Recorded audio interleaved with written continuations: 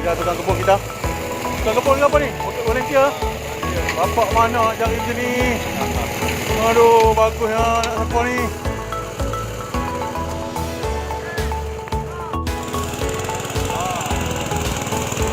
Nak Rimau. Anak Rimau ah. Ni bapak-bapak Rimau ni. Oh, ni baju oranye ni betul bapak Rimau ni.